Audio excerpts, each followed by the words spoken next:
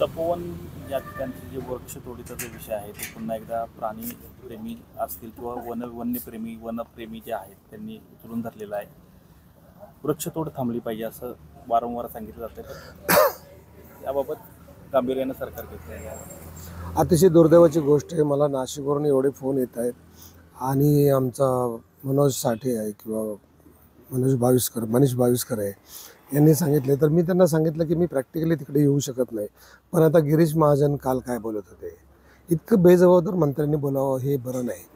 म्हणजे एक झाडं तोडलं तर 10 झाडं लावणार, काही चेष्टा करता की काय? आत्तापर्यंत सगळे जर चेक करत बसलो तर कुठल्या हायवेची सगळी झाडं लावली किंवा चेक करण्याचा काही हिशोब आहे का? आपल्याला पद्धत आहे का? कुठं प्रूव्ह करता येतं का? ते जाऊ द्या.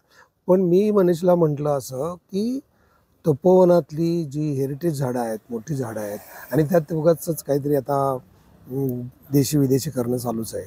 पण जी खरोखर जुनी झाडं आहेत, म्हटलं एक झाड तोडलं तरी 10 लावतात ना. मी म्हटलं तुम्ही एक झाड तोडलं तर आम्ही 100 लोक मारायला तयार आहोत.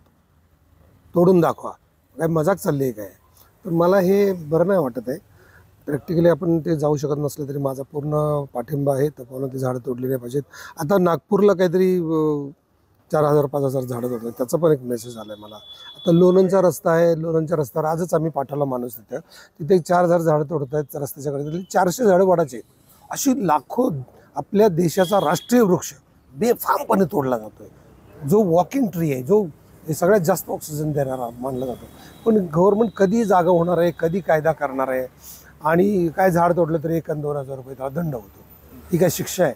हे अतिशय भयानक चित्र आहे. तर हे बंद झालं पाहिजे आणि मनुष्यजात पहिली संपणार आहे, झाडं नंतरच संपणार आहेत, हे लक्षातच घेतलं पाहिजे. पण अशा पद्धतीने, कारण 100-200 वर्षाची झाडं तोडताना किंवा 50-10 वर्षाची पण असेल तोडताना विचार करायला पाहिजे.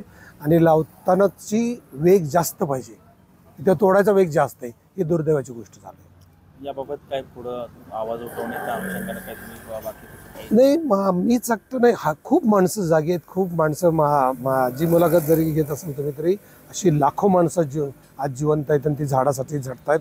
त्यांचा मला अभिमान आहे. ते सगळे मिळून आंदोलन होईल आणि अर्थातच मी त्याच्यात असेल. पण हे जोरात रान पेटलं पाहिजे.